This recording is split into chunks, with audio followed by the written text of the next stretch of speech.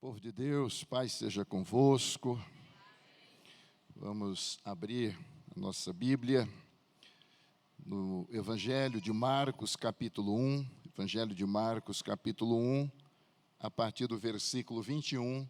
E nós falaremos nesta manhã com o tema Compartilhar e Multiplicar na Sociedade do Cansaço. Diga comigo, compartilhar e multiplicar na sociedade do cansaço.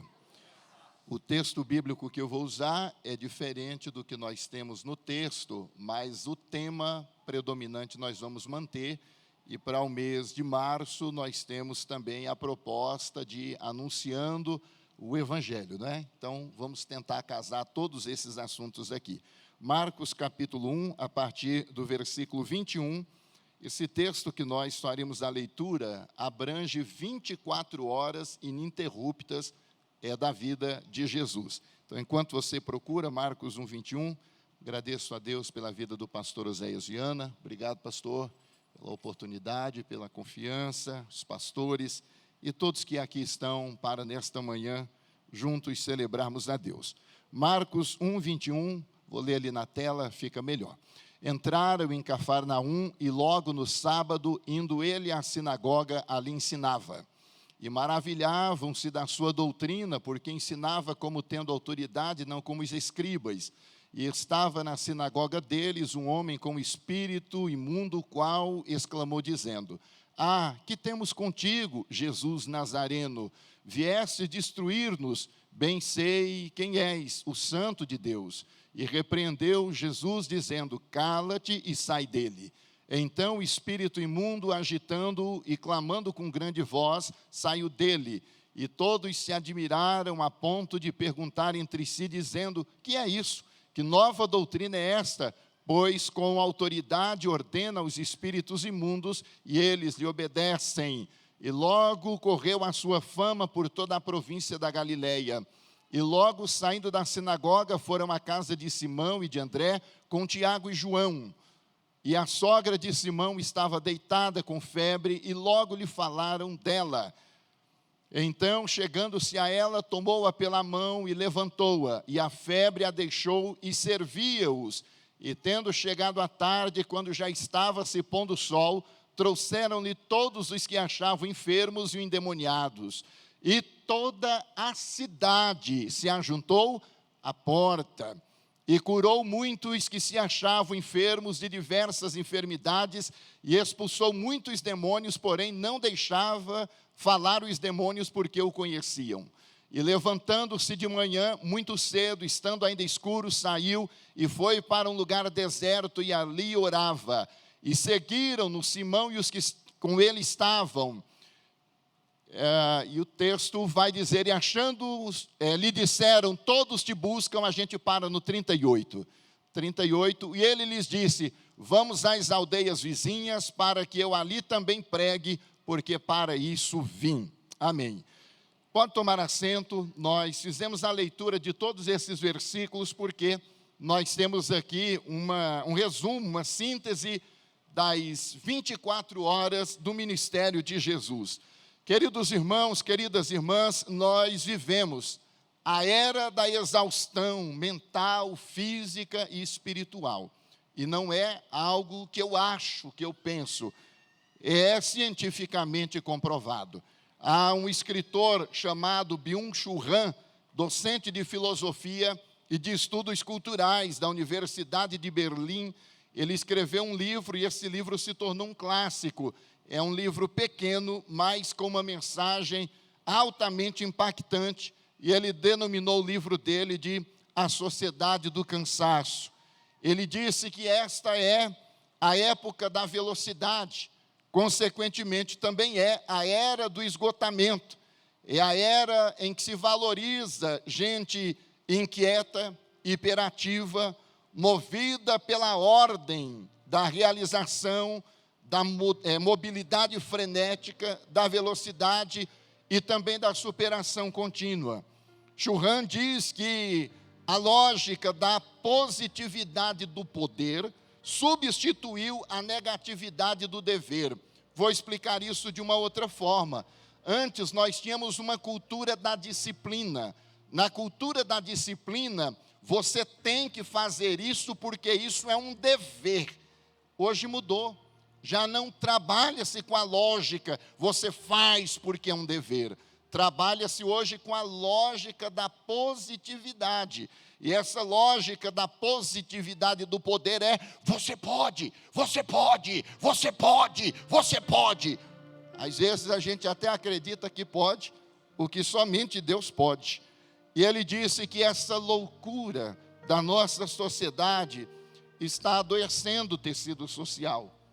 Ele está dizendo que a sociedade está morrendo, porque há uma obsessão pelo desempenho, há uma obsessão pelo resultado. E ele disse que a sociedade caminha em direção ao colapso. Ele aponta nessa sociedade movida por essas lógicas absurdas, que há uma violência neuronal. É aqui, ó, é na mente, é na cabeça. É lá que a gente está adoecendo. E eu vou lhe dizer uma coisa: se você adoecer aqui, na mente, não tem nada que te faça permanecer em pé e caminhar. Tem que cuidar da sua mente. Nós temos a mente de Cristo. Gustavo, pode usar aí, viu? Nós temos a mente de Cristo, então tem que proteger a sua mente. Não tem outro jeito. E ele disse que no meio de toda essa violência neuronal, amplificaram-se os casos de burnout, hiperatividade e até depressão. É claro, é cobrança o tempo todo. Cobrança o tempo todo. Todos os lugares. É em casa, é no trabalho, é na sociedade. E nas mais diversas áreas da vida, é o tempo todo essa loucura. E a gente tem, nessa caminhada toda, se perdido. Sabe o que é que me angustia? É que a igreja é um reflexo do que acontece na sociedade. E não pense que essa maluquice da sociedade do cansaço chega na porta e fica lá. Não, ela entra. Ela entra, ela se instala e daqui a pouco nós nos tornamos uma comunidade doente. Ontem, ao elaborar esse sermão, eu me vi diante de uma situação rara, porque toda vez que o pastor me chama para pregar, eu consigo com o tempo organizar a mensagem, porque eu não tenho coragem de chegar aqui, abrir a Bíblia para vocês e falar qualquer coisa. Eu quero pegar o texto, eu quero olhar, quero ver as palavras-chave, se é hebraico, se é grego, quero ver os melhores comentaristas, eu quero conectar esse texto bíblico com o tempo que nós estamos vivendo, porque a igreja tem sido acusada de se tornar irrelevante, porque está respondendo pergunta que ninguém mais faz. Aí a igreja começa a morrer, porque é uma instituição que vai indo de maneira absurda a um processo de falência. Então eu quero ter tempo, mas dessa vez, nessa semana, o texto simplesmente não vinha. E aí eu percebi, eu já sei, eu estou cansado, é por isso. Aí consegui parar, descansar. Aí ontem à tarde consegui tirar um tempo e ficar pelo menos umas 8 horas lendo, relendo esse texto, lendo e relendo, e até altas horas da madrugada, para chegar aqui e te dizer pelo menos 2 coisas. A primeira, você tem que entender que Deus não te chamou para ser um turista do sagrado. Isso é a primeira coisa que eu preciso lhe dizer. Então, quando eu falo de sociedade do cansaço, eu não posso chegar aqui e dizer que a igreja do Senhor vai avançar se a gente não se ajudar. Eu não posso mentir para você, dizer que a igreja vai crescer se não tiver quem semeia, se não tiver quem rega. Deus dá o crescimento se tiver quem lança a semente, se tiver quem cuida da semente que foi lançada, não é isso?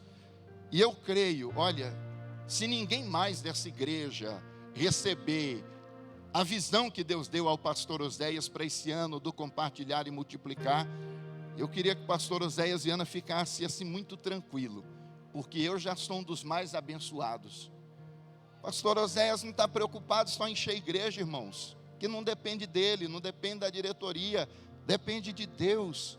Mas Ele quer nos curar da maldição da infertilidade. Tem muita gente na igreja que não passa de turista do sagrado. veio aqui domingo, vai passar a semana toda, sei lá Deus como, aí domingo que vem volta, fica aí mais algumas horas, aí vai embora. Essa é a vida. Deixa eu te perguntar, você acha que é para isso que Deus te chamou? É para isso, é para essa rotina, é para esse ciclo vicioso, sabe? Sem marcar a vida de ninguém, sem impactar a vida de ninguém. Pelo amor de Deus, gente, é tempo de acordar. Primeira lição: comprometa-se com o reino, não seja mero turista do sagrado. Diz o texto: e tendo chegado a tarde, pondo o sol, trouxeram-lhe todos os que se achavam enfermos e os endemoniados.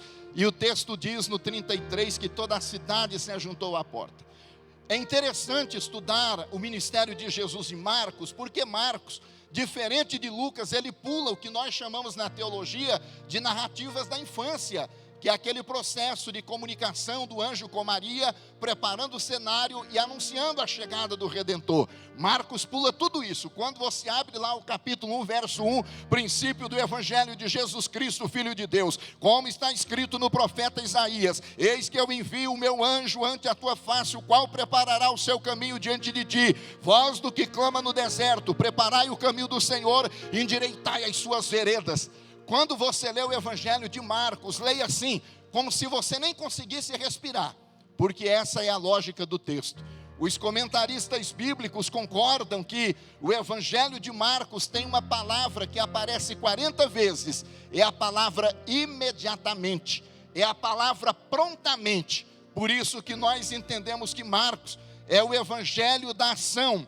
Kevin DeYoung afirma que um dos termos prediletos de Marco era imediatamente. Warren Wiersbe também entende da mesma forma. O Evangelho de Marcos é o Evangelho da ação. Dr. Darrell Bock diz que Marcos é o Evangelho da ação, não é um Evangelho de ensino, de teoria. Você vê Jesus se movimentando o tempo todo de um lado para o outro.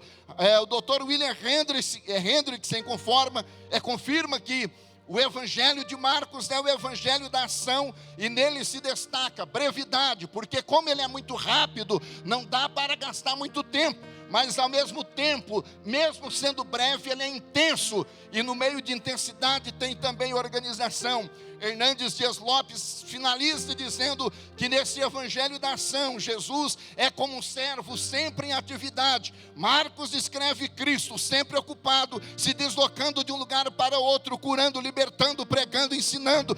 Estou tentando dizer para vocês, é que se você quiser imitar Jesus, não vai dar para ficar o tempo todo assentado na sua cadeira e não fazendo nada. O Evangelho de Marcos é um Evangelho de ação, é um Evangelho de dinamismo, de movimentação, é um Evangelho de romper com a cadeia da infertilidade, da mediocridade, da religiosidade vazia, da espiritualidade infrutífera, e de trabalhar, de se doar, de se entregar na obra de Deus. Tem que se mexer, tem que fazer alguma coisa, tem que se mexer, tem que fazer alguma coisa. Marcos, quando nós começamos lá no capítulo 1, tudo no capítulo 1, Jesus aparece sendo batizado, levado ao deserto, pregando, chamando discípulos, ensinando na sinagoga, expulsando demônios, curando a sogra de Pedro, sarando os doentes, expulsando os demônios. Gente, tudo em um capítulo só, em um capítulo só. Você tem um ministério de plena efetividade. É um ministério de alguém que se lança, é de alguém que se move. Pastor Oséias pregou aqui na reunião de ministros, falando acerca do propósito. E se tem uma coisa que na mente de Jesus é evidente, é a clareza do propósito. É a clareza do propósito. Então muitas vezes nós estamos dentro da igreja perdidos, porque nós ainda não achamos o nosso lugar na história da salvação. Achamos que o Senhor nos chamou apenas para isso: vir domingo à igreja, bater o cartão, sabe, cumprir o protocolo e ficar ali alguns poucos minutos e depois voltar para casa como se nós não tivéssemos nada a fazer. Não é isso. Se você pensa assim, se você vive assim, deixa eu lhe dizer, você não entendeu ainda o que é evangelho. Evangelho é essa loucura, é ser batizado, é ser levado ao deserto, é sair do deserto, é pregar, é curar, é libertar, é anunciar o evangelho. se doar, se queimar no reino, gastar a sua vida no altar, Nosso pastor já falou aqui, dificuldades que a gente enfrenta na igreja, e a dificuldade que a gente enfrenta é de quem não entendeu ainda o que é evangelho. Aí dá trabalho, cansa a gente, desgasta, porque quem entendeu o evangelho não vai dar trabalho, vai trabalhar, e com alegria, para o avanço do reino. Eu não sei, irmão, eu sinceramente não sei qual é o seu chamado, qual é a sua vocação. Eu não sei para o que o Senhor te chamou. E deixa eu dizer uma coisa, nenhum dos pastores sabem, nenhum deles podem definir o seu chamado, porque quem te chama é o Senhor. É Ele quem dá dons, é Ele quem dá talentos, é Ele quem dá habilidades. O que nós pastores fazemos é mapeamento de perfil, análise de perfil. Bom, esse aqui tem uma inclinação para a área da música, de repente pode cantar, pode tocar, essa é a praia dele. Aquele ali já demonstrou que tem habilidade para ensinar, então vamos colocar na área da teologia, da escola bíblica, professor de escola dominical. Aquele ali tem aptidão para liderar. Então a gente vai trabalhando a partir da análise que nós fazemos, conhecendo o corpo. Mas Paulo diz que quem dá os dons conforme lhe apraz é o Espírito Santo de Deus. E tem uma coisa que o Espírito não quer, é gente improdutiva na igreja. Tem que ter alguma coisa, irmão, que você possa fazer. Tem que ter alguma coisa que você possa fazer. Tem que ter alguma coisa que queima esse seu coração. Tem que ter alguma coisa que te arranque da zona de conforto e te faça ser útil ao reino de Deus.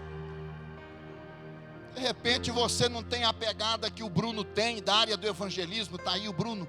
Gente, o Bruno é pequeno, mas o cara é gigante, não é? Ontem estava lá com mais de 30 pessoas na nova congregação, incendiando o bairro, não é? Incendiando o bairro, inflamando o bairro, e vai para a cidade, prega como se ele estivesse no auditório só de gente crente. Deus deu a ele essa graça. Se de repente colocar você lá, você vai travar, vai se entristecer e corre o risco até de se perder. Então tá bom, você não tem que ir para a praça se o seu coração não está inclinado à praça. Mas de repente lá no seu trabalho, um dia vai aparecer alguém e vai dizer: a vida está doendo, estou com dificuldades imensas na minha casa, estou tendo que lidar com uma doença incurável, estou tendo que lidar com um diagnóstico médico que me tirou o chão.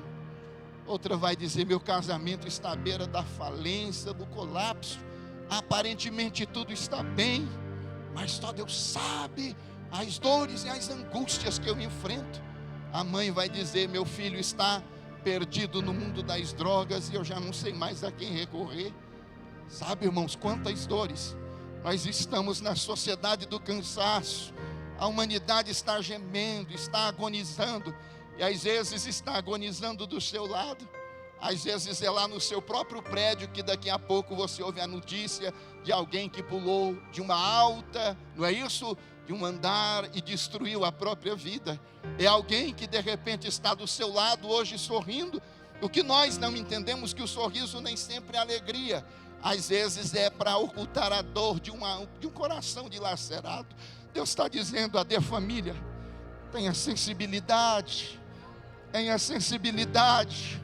Oh, o Espírito de Deus está dizendo aqui nesta manhã: tenha sensibilidade. Tenha sensibilidade. Tem gente gemendo do seu lado. E às vezes tudo que você precisa não é se tornar o terapeuta dela, o médico dela. Às vezes tudo que você pode dizer é: eu não tenho a solução, eu não consigo nem imaginar o tamanho da sua dor, mas você me deixa orar por você. É difícil fazer isso? Ei, é difícil fazer isso? Me deixa orar por você. Aí você vai dizer assim: pastor, e que garantia eu tenho que a oração surtirá o efeito? Tem garantia. E não queira garantia. Você não precisa de garantia. Você apenas tem que orar. Apenas tem que orar. Deus, aqui está o teu filho, a tua filha, mergulhada numa dor profunda. Ó Deus, tenha dó dele. Ó Deus, tenha dó dela. Toma nos teus braços e faça alguma coisa no nome de Jesus. E o resultado, a eternidade revelará o resultado da oração, porque quando a igreja ora, quando a igreja clama, há um Deus no céu, sensível à nossa dor, e que se inclina, porque Ele é um Deus de amor, de compaixão. Deus está dizendo: apenas ore, e deixa o resultado comigo. Desistamos, irmãos, irmãs, de sermos meros turistas dos sagrados, frequentadores de igreja, no entanto improdutivos no reino. Vamos produzir para a glória de Deus. Feche os teus olhos por um segundo, por favor. Feche os teus olhos por um segundo, por favor.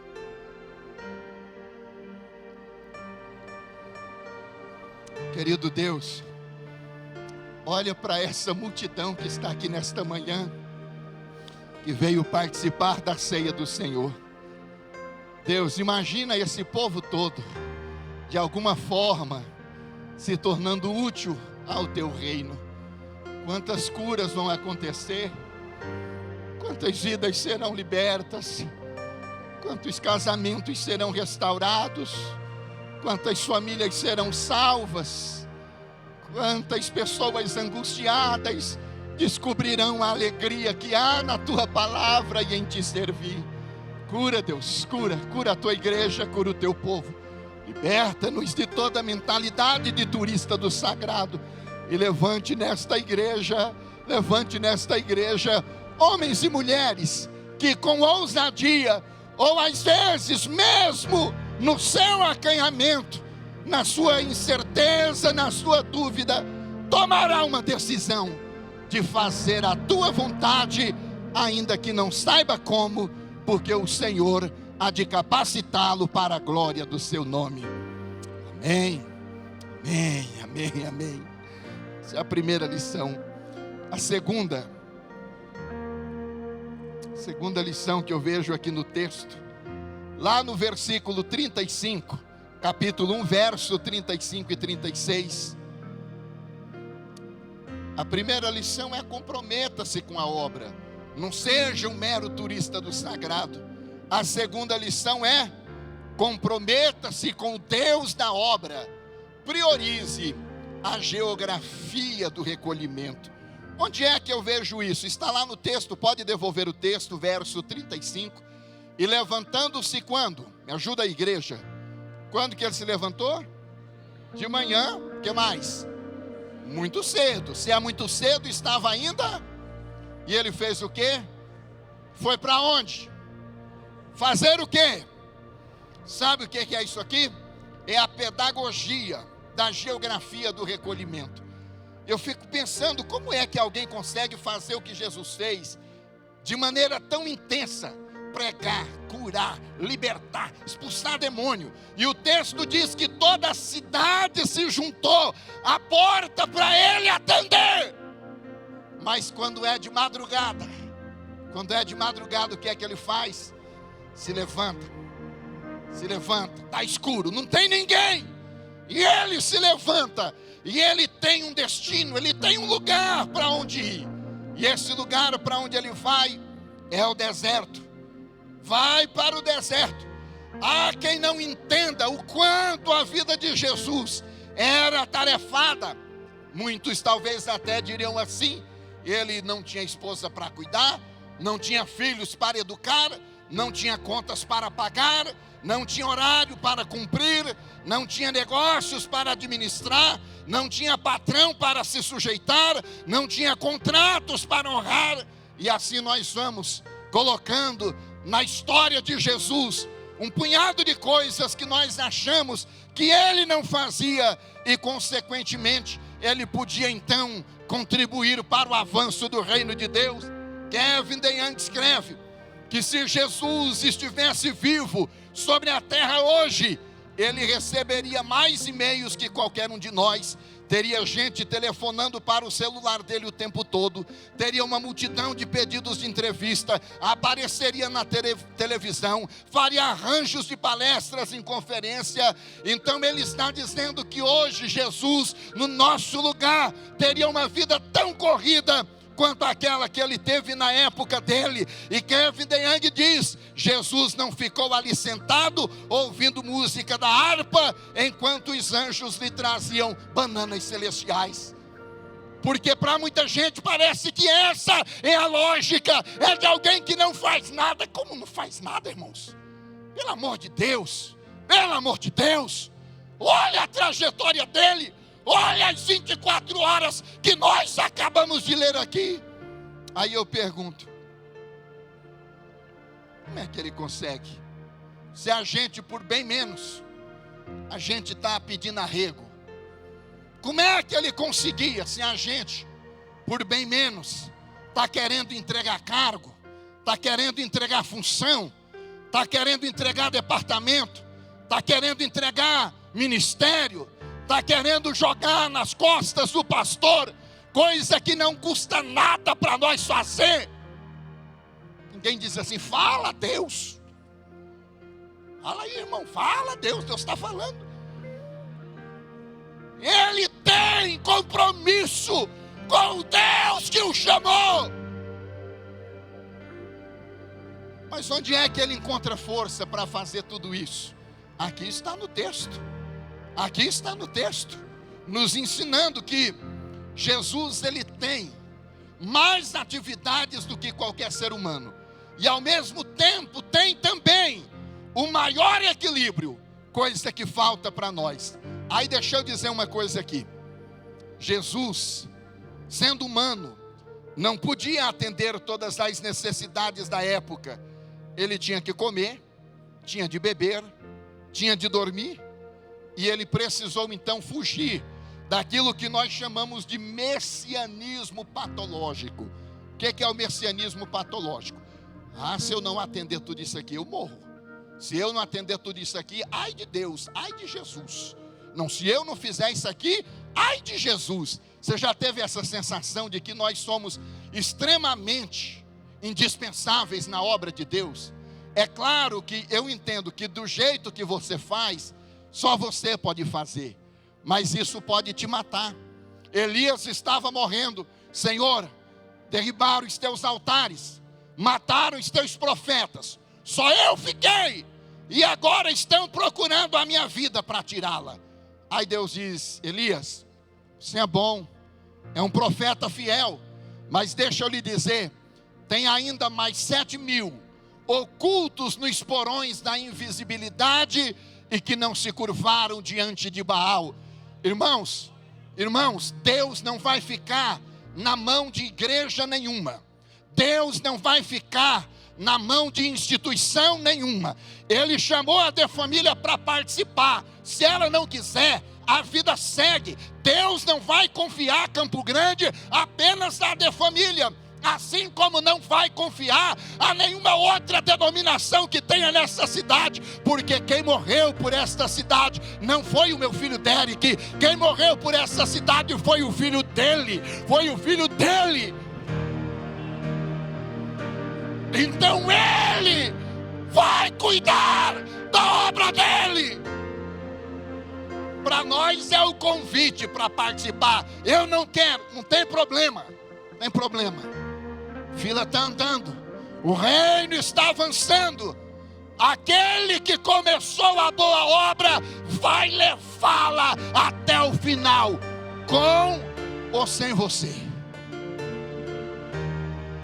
A obra está acontecendo.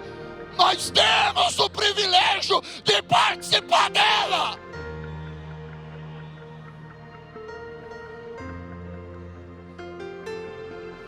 Jesus é extraordinário. Ele não atendeu todas as pessoas, Ele não curou todos os doentes, Ele não expulsou todos os demônios, e Ele não salvou todos os perdidos. Lembra de João 5? Quando Ele foi ao tanque, o texto disse que lá tinha uma multidão de gente arrebentada. Quantos que Ele curou? Ajuda, quantos que Ele curou? Curou um. Ei, tem gente que vai morrer, não depende de nós. Tem gente que vai se perder, não depende de nós, e Deus sabe disso. Sabe o que Deus pede para nós? Como diz lá o texto de Judas, vamos tentar salvar pelo menos alguns dentre aqueles que caminham para a perdição. Mas não depende só de nós. É por isso que a multidão está lá fora esperando Ele. E de madrugada Ele se levanta para ir à presença de Deus. De manhã, muito cedo, ainda escuro, porque Ele sabe que tem coisa que há um tempo para você fazer. Se você não fizer naquele tempo, já era. Ah, pastor, durante o dia eu não consigo. Então vamos acordar mais cedo? Vamos acordar 30 minutos antes. E ao invés de ir para celular, ao invés de ir para redes sociais, vamos para um quartinho. Vamos pegar uma Bíblia. Vamos pegar uma palavra para ler. Pastor, meia hora não dá. Faça 10 minutos. Faça alguma coisa. Diga para Ele: Deus, a tendência é que hoje será mais um dia pesado. E eu preciso da sua ajuda. Eu preciso da sua ajuda. Eu preciso que o Senhor me sustente. Preciso que o Senhor me fortaleça. Eu preciso que o Senhor me livre do mau negócio. Eu preciso que o Senhor me livre da cilada. Eu preciso que o Senhor me livre do laço do passarinheiro. Por favor, Deus, vem comigo. Vamos juntos. Não me deixa sair só. Não me deixa sair só. É de madrugada. É ainda escuro. É de madrugada. É ainda escuro que Ele se levanta e Ele vai ao deserto. Sabe qual é o nosso problema também? É que nós não entendemos ainda qual paisagem geográfica é favorável ao desenvolvimento da espiritualidade. Para aquilo que ele precisava tinha que ser o deserto. Lá no deserto. É lá no deserto que ele foi para falar com Deus. E o deserto nos ensina uma lição. Sabe qual é a primeira? Questão do barulho. Irmãos, a questão do barulho. Às vezes nosso pastor fala aqui: gente, na hora da pregação, tenta ficar calmo, sereno, sossegado. Isso mesmo, aquieta a tua alma, aquieta o seu coração. Desliga do que você puder desligar, para poder ouvir a voz de Deus. Jesus sabia que ele precisava se livrar das muitas vozes que gritavam incessantemente aos seus ouvidos. C.S. Lewis diz que o barulho é a arma predileta de Satã. No barulho há tudo que é eufórico, brutal e viril. E Satã planeja tornar o universo numa barulheira infernal e calar as melodias e o silêncio que existe na terra e também no céu. Gente, nós estamos dominados, governados pelo barulho nos dias de hoje. Dr. Dallas Willard fala: nossos lares e locais de trabalho estão repletos de zumbidos, de apitos, de murmúrios, de tagarelices e de estonidos dos vários dispositivos. E toda essa bagunça faz com que nós não consigamos mais identificar a voz do Redentor. Mídia, projeta para nós Mateus 12:19. Já estou caminhando aqui para a conclusão, meus queridos. Mateus 12:19, acerca do Messias. Por que ele vai ao deserto? Porque ele precisa estar a sós com Deus.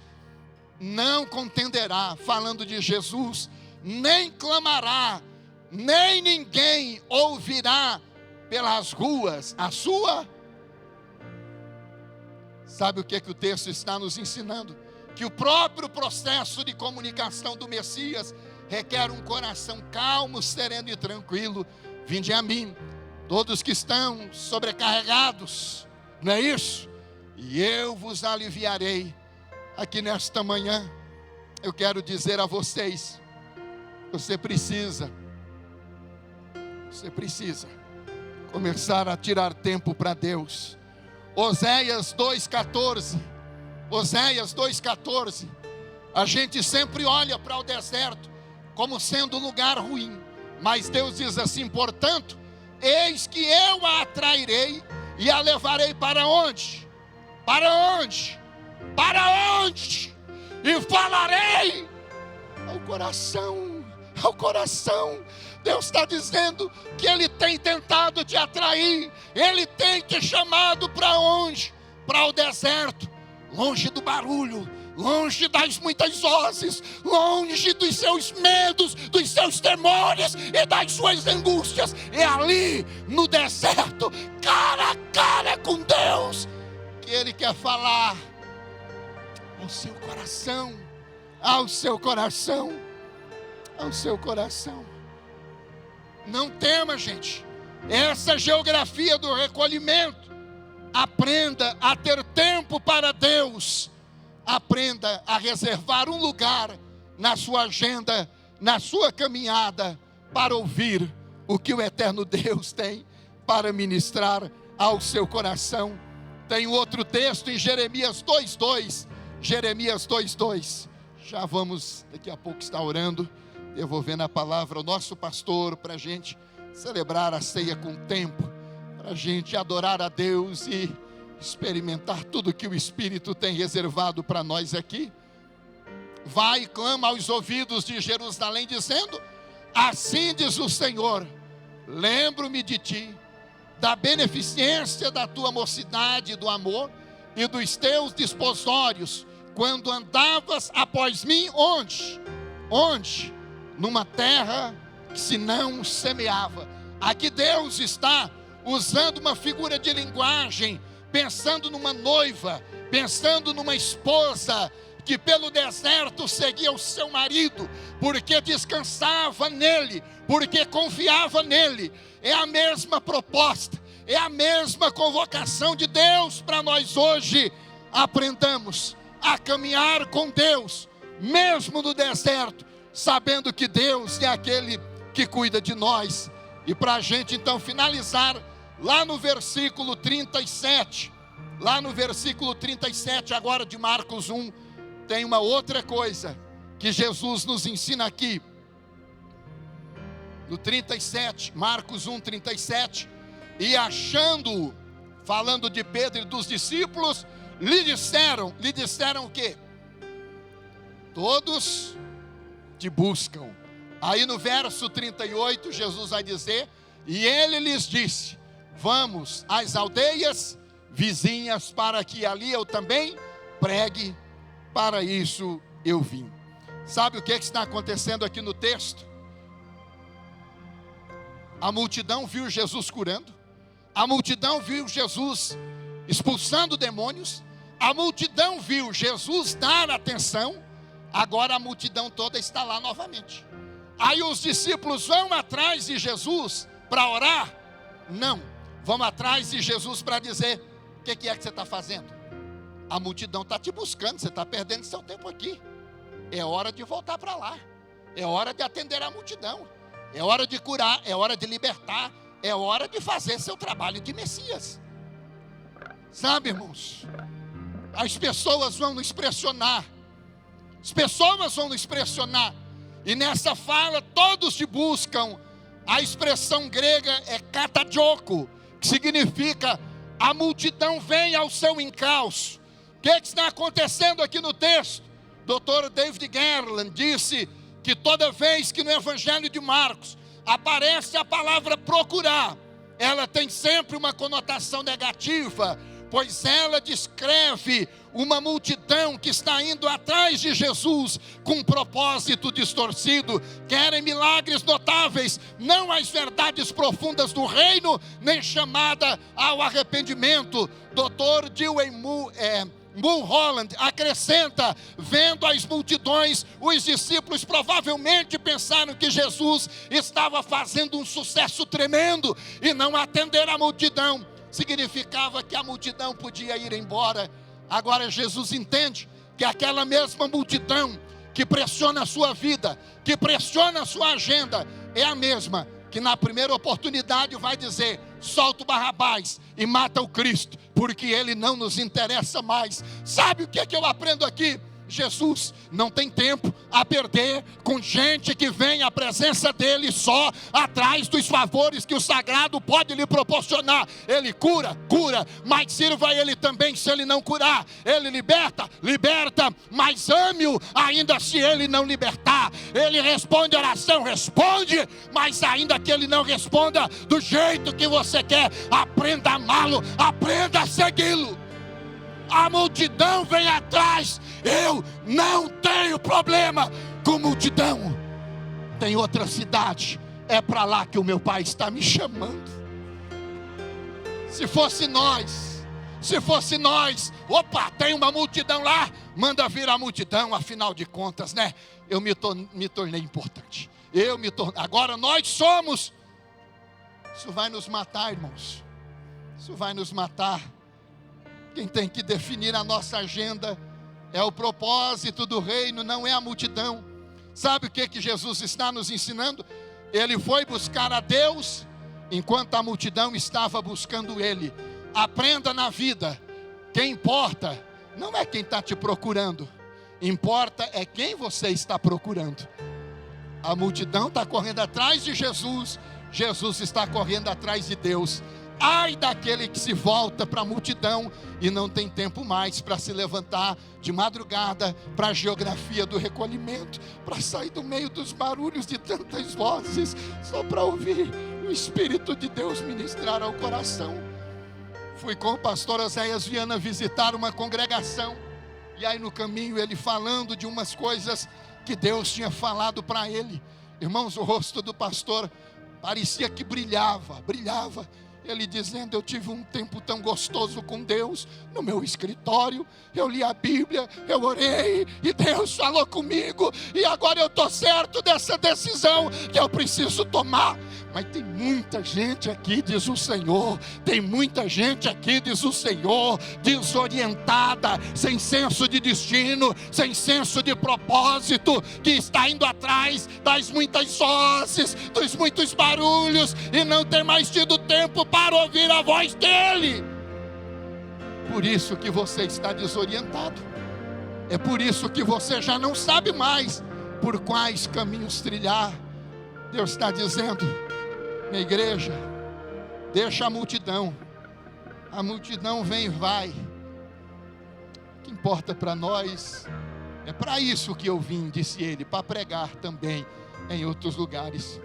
Que a de família cresça, e ela vai crescer, mas que ao crescer, a gente não se iluda com a multidão, a gente não se iluda com o crescimento, e que todos nós tenhamos tempo para estarmos na presença de Deus.